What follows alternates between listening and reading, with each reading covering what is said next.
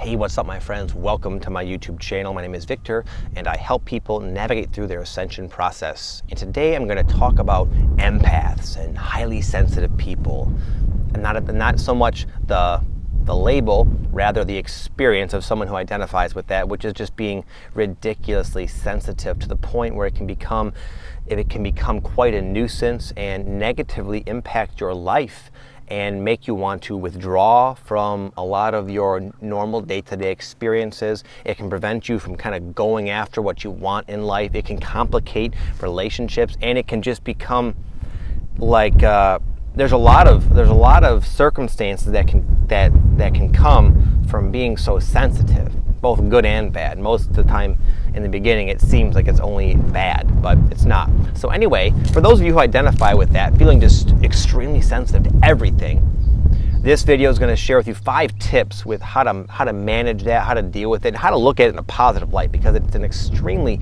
beneficial trait. Number 1 is to allow and expect time to adjust. It's like you were sleeping for a long time and it was a pitch black room. Then all of a sudden your mom comes in and just, raises the curtains, opens up the curtain, opens the door, puts the light on, and it's like, oh my God, it's just so bright, so intense. It's not that the light is bad, it's not that it's a bad thing, but the contrast from darkness to light is so extreme that it takes your eyes time to adjust. So too with this sensitivity thing. In the beginning, it can seem like, oh my God, I'm so freaking sensitive. This is unbelievable. I'll share a little story. When this happened to me, shortly after when I became aware of this ascension, at that time, I was like blown wide open, extremely freaking sensitive. And I was just driving my car in a parking lot, and this girl, I don't know whose fault it was, but it's like she almost hit me, I almost hit her, and it was like, we both had to slam on our brakes. And I just noticed this person, she had the most pissed off, not just a look about her, but I could feel almost like an explosion of negative energy just bombard me. It almost like she had horns and it became this evil, crazy being. Not literally, that wasn't what I saw, but it was like the experience was so like, oh my goodness, this person's gonna kill me. You know what? All I believe I was witnessing is someone just getting a little bit ticked off. I do that sometimes, we all do. But I was so sensitive, and it was experienced in such an over-the-top way. But that died down, that settled down. That's not how it is anymore. I feel more open, more sensitive, more perceptive than ever, and yet at the same time, my eyes have adjusted to the light, and I can say, okay, wow, that person's pretty pissed. Maybe I'll go this way and leave it at that. It's not such a lingering, crazy, earth-shattering experience anymore. But the only way to have that, the only way for your eyes to adjust is to allow a little bit of time. You can't expect you just to have the lights shining at you all of a sudden, having been in darkness for a long time, and just, sometimes we have this expectation that it should be different. Just give yourself time to adjust and just sort of understand what's happening. You've been blowed open into this awakening experience and therefore are more sensitive, and you will need a little bit of an adjustment time. Number 2 is to look at this in a positive way. A lot of times your oversensitivity to darker energy is positive. It's data, it's information that can help you make choices where you steer your life or even your day, your momentary experience, into a place that's suitable, that's vibrationally compatible and feels good. So it's not that like, oh my God, I can't take this anymore. It's say, oh wow, I don't like that. Oh, I don't like that. I don't, okay, I'll go here. This can happen in a small scale and also on a large scale. One thing that comes to mind is when I'm not going to mention the city to dog in the city, but me and my wife we were in South Florida for a little while, and we kind of, prior to going there, it was like our first stop. We sold our house and whatnot and moved into an RV. It was a long time ago. And we wanted to go to this city in Florida because it looked like the houses were kind of cheaper and it looked kind of cool. So we got there, and it was just, at first it was fine. It was neat to come into the warm weather, but after a while it started to become very just started to see a lot of things that we didn't really consider, weren't able to really know, having not gone there.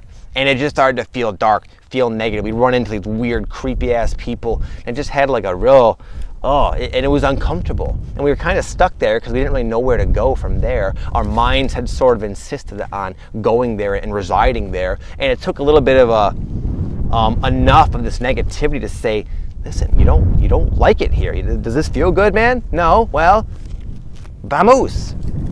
So in that sense, overall, that was a positive thing for me and my wife and my daughter and my dog and whatnot to experience a lot of negativity, because it was just saying, this is not of your preference. There's something else out there that is, and go find it. Number 3 is many times the negative emotions and negative energy that you feel and experience that seem to be from others, other people, other situations, random circumstances, is actually you. It's not so much the person or the situation at all. It's you, that particular unfoldment or situation or whatever, something someone says, just happened to bring to light that which has always been there within yourself, those negative energies, and sort of brought them to the surface. So it only makes sense that you would assume it's from them, but it's not always the case. A lot of times it's not. I'll give an example. One way you can recognize this is when your emotions don't match the situation. So one time I was in this Trader Joe's, this health food store. We do our grocery shopping mostly. And I was sitting there, and this person rolled up next to me. He was in one of those carts, those like motorized, like wheelchair type carts anyway. And he said, "Hey, young man, can you please hand me the salsa?" So, of course, yeah. He seemed like a nice guy, handed the salsa. My wife and all the crazy kids, they kind of came up and met me. I was like kind of off my own. And he started talking. He seemed like a nice guy. And then he said something to me like, "Young man, are you ready to sacrifice your own happiness and well-being to support that family?" He was basically, because we were talking, he was sort of insinuating that I should accept the fact that I'm not going to be happy and I have to kind of slave away to support them. But this was at a time when I was like, I just closed down my gym and I just cut off my medical marijuana grow operation, which I talk about another time. But anyway, I had like burnt my bridges and was going for this new endeavor, this new online YouTube, online business sort of endeavor. And I was very insecure and nervous about it. And that guy just saying that, it wasn't a mean thing, but when he said that to me, it brought up such intense emotion of like fear and like, oh my God, just, it was such an awful, god-awful, real experience of just a surge of my own yucky, negative, doubtful emotions. And in the past, I might have said, what the hell is that guy's problem? That wasn't very cool, because the timing was so in sync. But it was not him. He didn't say anything too over the top, mean or judgmental or anything. He was just kind of speaking his truth, speaking his mind.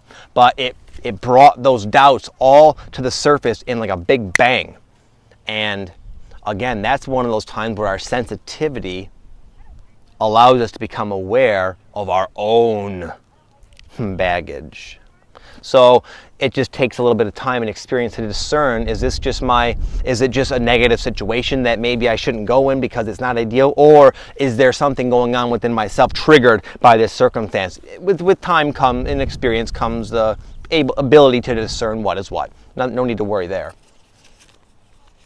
Number 4, regardless, I always encourage to take action on the feedback. If there's something in your life that's producing a scenario, an experience where you feel like empathically affected in a negative way, there's always a reason, whether it's your own stuff coming out for you to examine and then transcend, or it's just saying this situation's not good for you, meaning it's not what you want, it's not what you like. So if you don't want to have this experience, stop running into the brick wall and try going over that way. This happened with someone I was talking to today. She is at a job, and she was just realizing she doesn't like it. Her boss is kind of like a meaner personality, we'll just say. The people are kind of like just it's a real negative job environment, and she's just at her wit's end. But she's so sensitive. So to her, something that she might have been able to tolerate a little bit. Now it's like, this is intolerable. I keep having these issues come up. I don't like it. Oh my goodness. And then this caused her. She took action and tried and got a new job. She got herself moved into another location. And when she went to this new position, it was like, she was telling me about it. And it was just like, people were nice. The boss was nicer. The vibe was better and more flexible, more free. It was like walking in and having a breath of fresh air. And that is oftentimes what the negative experiences are trying to get you to do.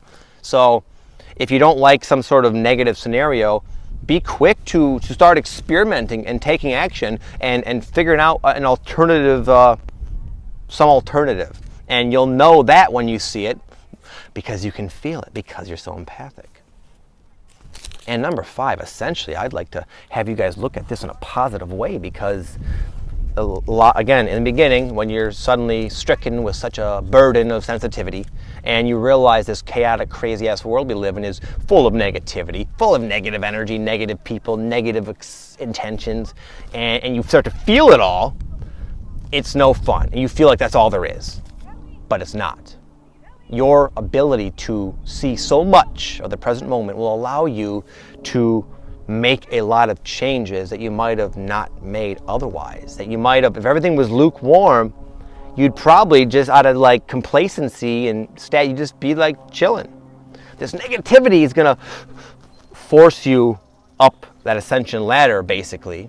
And that same sensitivity will allow you to experience the lightness, the compatibility, the light, the love, all the positive ends of the human's emotional spectrum. You'll get to feel to a far greater degree. And that's awesome. And the more you take action, number 4, the more you start to take action on the negative feedback, the faster you'll have your life start to become filled with everything, all aspects that produce that feeling of lightness and connection and almost bliss sometimes. You can get really high on spirit, as I used to say. So your sensitivity works both ways.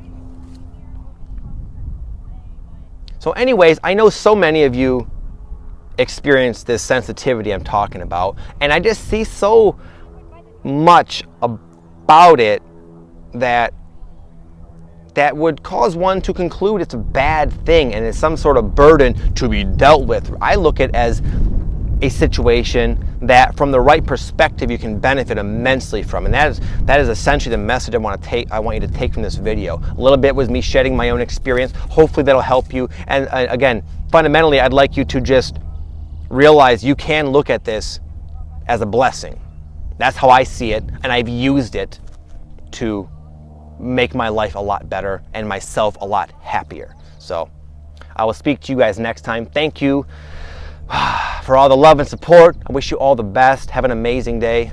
Namaste.